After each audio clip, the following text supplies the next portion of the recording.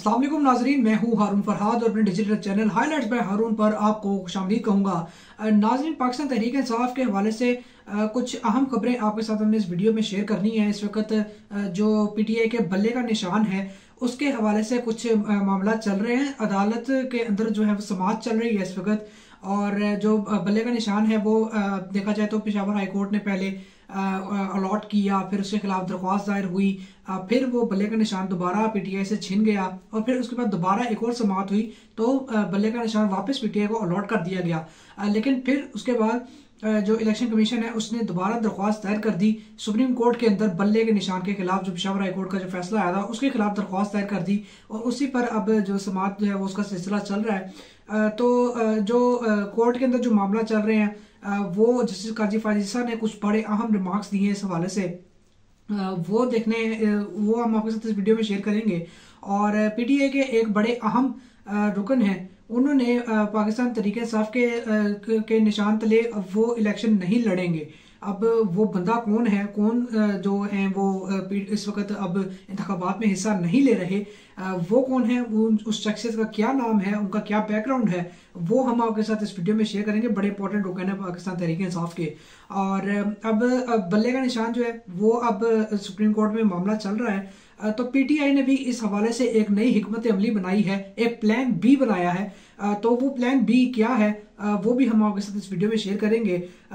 तो इस वीडियो का बाकायदा आगाज करने से पहले आपसे रिक्वेस्ट है कि अगर आप चैनल पर नए हैं तो इसे सब्सक्राइब कर दें और बेल आइकन को प्रेस कर दें ताकि हमारी लेटेस्ट वीडियोस की जो अपडेट्स हैं वो आप तक मौसूल हो सकें। तो जी वीडियो का बाकायदा आगाज करते हैं। सबसे पहले जो दीगर खबरें हैं वो आपके साथ शेयर करते हैं। एक बड़ा अहम मामला है, सेनेट में इंतखाबात मुलतवी कराने के लिए एक और करारदाद जमा करा दी गई है। अब जो इंतखाबात हैं उसको लेकर काफ़ी टेंशन चल रही हैं कि जी इंतखाबात होने भी हैं कि नहीं होने, क्योंकि पाकिस्तान के अंदर इस वक्त सिक्योरिटी की सिचुएशन बहुत ख़राब चल रही है। आए दिन ऑपरेशन हो रहे हैं, हमारे जो सिपाही हैं वो शहीद हो रहे हैं, फौज की तरफ से शहादतें हो रही हैं। तो उस को लेकर काफ़ी कंसर्न्स हैं इस वक्त जो मुल्क में दहशतगर्दी की सूरत हाल चल रही है। तो सेनेट में पहले भी 5 फरवरी को एक जो दरख्वास्त एक जो करारदाद जमा करवाई गई थी दिलावर खान साहब की जानिब से, तो वो भी जो कसरत राय से मंजूर कर ली गई थी, लेकिन वो उसको इतना कोई समझा नहीं जा रहा कि जी उसकी इस करारदाद की इतनी कोई वर्थ नहीं है, क्योंकि उस टाइम कोरम ही पूरा नहीं था और करारदाद ऐसे मंजूर हो गई, ना कोई बहस हुई ना कुछ हुआ। और अब दोबारा एक करारदाद जो है वो पेश कर दी गई है सुप्रीम कोर्ट सेनेट के अंदर, और ताकि इलेक्शंस को डिले किया जाए। तो इस करारदाद के अंदर जो है वो क्या मामला डिस्कस हुए हैं वो आपके साथ शेयर करते हैं। करारदाद में ये लिखा गया है कि सिक्योरिटी चैलेंजेस के पेश नज़र आम इंतखाबात 3 माह के लिए मुलतवी करने की दरख्वास्त की गई है। आज़ाद पार्लिमानी ग्रुप के सेनेटर हदायतुल्लाह ने करारदाद जमा कराई। करारदाद में मुल्क भर में हालिया दहशतगर्दी और तशद्दुद और पुरतशद्दुद हमलों का भी जिक्र किया गया है। करारदाद के मतन में कहा गया है कि केपीके और वजीरिस्तान में उम्मीदवारों पर हमले हुए जो इलेक्शन मुहिम के दौरान काबिल तशवीश हैं। अवाम के जानो माल की हिफाजत रियासत की जिम्मेदारी है।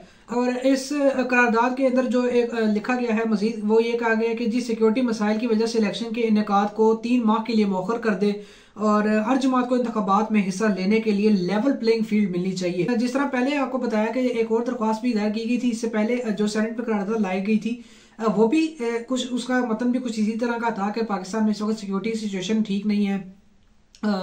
जो मुख्तलिफ जो सियासी जमातें हैं जिससे कि जो मौलाना फजलुर रहमान की जमात है जमीयत उलमा इस्लाम, उन मौलाना फजलुर रहमान साहब के ऊपर 2 दफ़ा जो है वो कातलाना हमले हो चुके हैं। मौलाना फजलुर रहमान भी इस हक में हैं कि इस करारदाद के हक में हैं कि इलेक्शंस को डिले कर लिया जाए। उन्होंने तो ये तक कहा कि जी अगर इलेक्शन जो है वो 8 फरवरी को नहीं होते तो कोई आसमान ही टूट पड़ेगा। तो वो भी इस हक में है कि इलेक्शन जो है वो 8 फरवरी से डिले हो जाए। तो मामला कुछ यूँ है कि ये करारदाद जो लाई गई है इसमें यही कहा गया है कि जो दहशतगर्दी की सूरत हाल इस वक्त मुल्क में ठीक नहीं जो है वो काफ़ी रूज पर है दहशतगर्दी, तो कुछ माहौल साजगार नहीं है, तो इसलिए इलेक्शन को डिले कर दिया जाए। अच्छा जी, दूसरी बात ये कि जी जो पीटीआई को एक बहुत बड़ा झटका मिला, वो झटका इस सूरत में मिला है कि पाकिस्तान तहरीक इंसाफ के एक बड़े अहम रुकन वो अब इस दफा इलेक्शंस में हिस्सा नहीं ले रहे। मामला कुछ यूं है कि शफकत महमूद साहब ने इंतखाबात से वो दस्तबरदार हो गए हैं। पाकिस्तान तहरीक इंसाफ के रहनुमा शफकत महमूद का किसी भी हल्के से इलेक्शन ना लड़ने का फैसला है, इंतखाबात से दस्तबरदार हो गए हैं। और अपने ट्विटर पे उन्होंने एक ट्वीट की है जिसमें उन्होंने कहा कि रहनुमा तहरीक इंसाफ शफकत महमूद ने कहा है कि मैंने NA 128 और PP 170 से कागजात नामजदगी जमा कराए थे। अब मैंने इलेक्शन से अलग होने का फैसला किया है। मैं किसी भी सीट से उम्मीदवार नहीं हूं। अल्लाह ताला हम सब का हामी और नासिर हो। तो ये PTI के लिए एक बड़ी शॉकिंग न्यूज़ है कि इतने एक इम्पोर्टेंट रुकन, ये पंजाब PTI पंजाब के ये सदर भी थे शफकत महमूद साहब, उन्होंने इलेक्शन से दस्तबरदार होने का ऐलान कर दिया है और काफ़ी टफ टाइम दिया हुआ है इन्होंने, और काफ़ी अच्छे एक कारकुन के तौर पर पाकिस्तान तहरीक इंसाफ के साथ एसोसिएट रहे हैं। तो इलेक्शंस वो कंटेस्ट नहीं कर रहे इस दफ़ा, क्योंकि हो सकता है उनकी इस तरह की सोच हो कि अब इलेक्शंस जो है वो ये वक्त नहीं है कि इलेक्शन को लड़ा जाए पाकिस्तान तहरीक इंसाफ की जानिब से। अच्छा जी, दूसरा मामला जो MQM है उसके कुछ मामला ठीक नहीं चल रहे हैं पाकिस्तान मुस्लिम लीग नून के साथ। पाकिस्तान मुस्लिम लीग नून का जो एक डेलीगेशन है वो वक्फन कराची का विजिट करता रहा है। शहबाज शरीफ साहब कराची गए, वहां पे उन्होंने MQM के वक्त से मुलाकात की और काफ़ी खुशगवार माहौल में जो है वो मुलाकातें हुई और मामला डिस्कस हुए।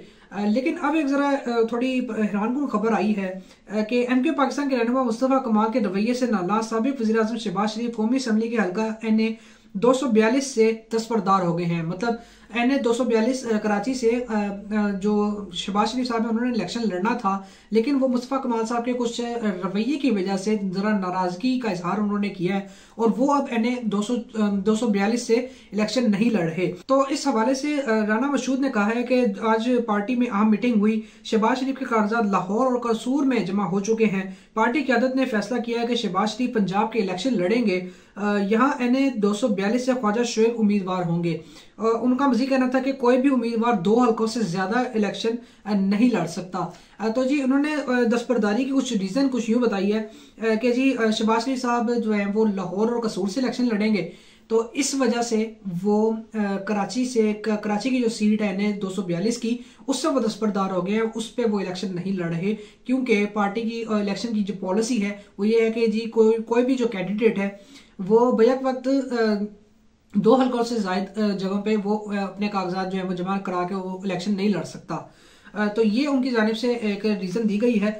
उन्होंने कहा कि मैं ANP और बाकी जमातों का मशकूर हूँ, हम सिंध में सीट एडजस्टमेंट कर रहे हैं। इंतखाबात में कामयाबी के बाद मियां नवाज शरीफ और शहबाज शरीफ सुबह सिंध की हालत दुरुस्त करेंगे। जो अंदरूनी कहानी कुछ यूँ है कि ये तो चलो उन्होंने बता दिया कि जी कोई भी कैंडिडेट जो है वो 2 हल्कों से इलेक्शन नहीं लड़ सकता।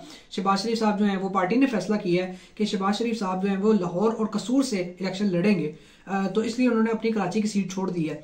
लेकिन मामला कुछ यूँ है कि शहबाज शरीफ साहब जो है वो मुस्तफ़ा कमाल साहब के रवैये से कुछ नाराज़ हैं। जिस तरह कि हमने आपको बताया, शहबाज शरीफ ने MQM को ऑफर की थी कि आप अगर कागजात नामजदगी वापस ले लें तो इलेक्शन के बाद कहीं और एडजस्टमेंट करेंगे। नून लीग के ज़राए ने बताया है हमें कि शहबाज शरीफ ने का कहना है कि मैं साबिक़ वज़ीर आज़म रहा हूँ, लेकिन MQM ने मेरी इज्जत नहीं रखी। नवाज शरीफ की हिदायत पर शहबाज शरीफ NA 242 से कागजात नामजदगी वापस लेने के लिए तैयार हुए। अब NA 242 से ख्वाजा शोएब नून लीग के उम्मीदवार होंगे।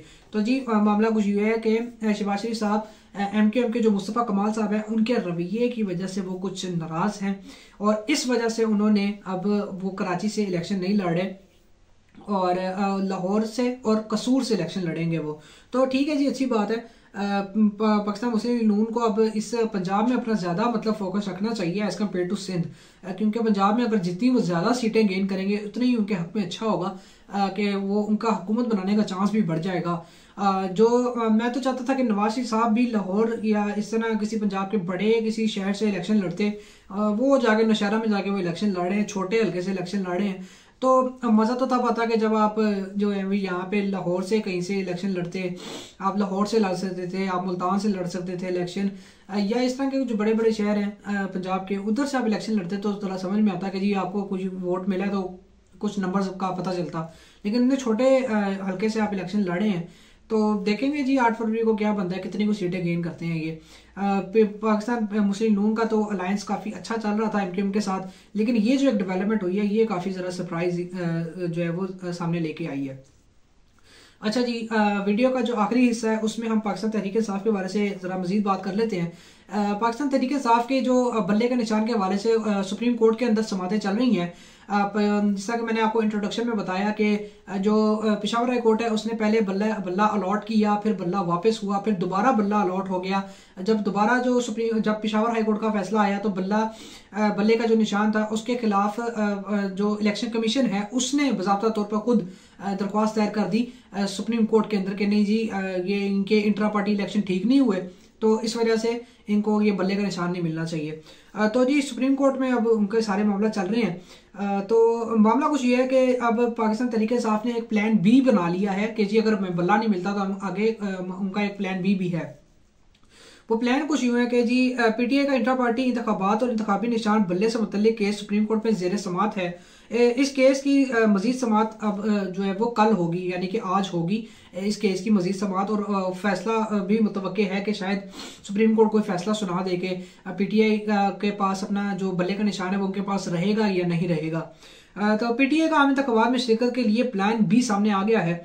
तो खबर कुछ यूं है कि जी अगर पीटीआई को बल्ले का निशान नहीं मिलता तो वो किसी दूसरी जमात के निशान का इंतखाब करेगी और इलेक्शन लड़ेगी। तो पीटीआई ने अपने उम्मीदवारों को दो टिकट जारी किए हैं। एक टिकट पीटीआई का बल्ले वाला है और दूसरा जो है वो टिकट खाली है। तो मामला कुछ यूँ है कि अब पीटीआई को ज़्यादा होपफुल नहीं है कि सुप्रीम कोर्ट से शायद उनको कोई रिलीफ मिल सके बल्ले के निशान के हवाले से।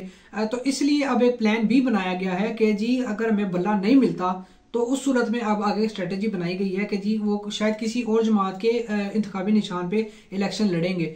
तो देखते हैं जी कि ये कितनी को स्ट्रेटेजी इनकी कामयाब होती है। पीटीआई को ज़्यादा के हालात पीटीआई के कोई हालात इतने अच्छे चल नहीं रहे कि एक तरफ कारकुनों की गिरफ्तारियां हो रही हैं, ठीक है, और दूसरी तरफ ये बल्ला जो है वो फंसा पड़ा है। बल्ले की कुछ समझ नहीं आ रही कि उसने जाना किधर है। कभी वो कहते हैं जी कि कभी किसी पार्टी को देने लगे हैं, कभी किसी को देने लगे हैं। तो पाकिस्तान तहरीक इंसाफ इस वक्त उसका फुल फोकस है कि वो अपना बल्ला बजाए ताकि इंतखाबात जो है उसमें वो हिस्सा ले सके। 8 फरवरी को जो इंतखाबात होने हैं उनमें पाकिस्तान तहरीक इंसाफ हिस्सा ले सके। उम्मीद करते हैं आपको हमारी वीडियो पसंद आई होगी। हमारी इस वीडियो को लाइक करें और शेयर करें और हमारे चैनल को सब्सक्राइब ज़रूर कर दें। और अपनी अगली वीडियो में हम आपसे दोबारा मुलाकात करेंगे। तब तक के लिए मुझे दीजिए इजाज़त। अल्लाह हाफिज़।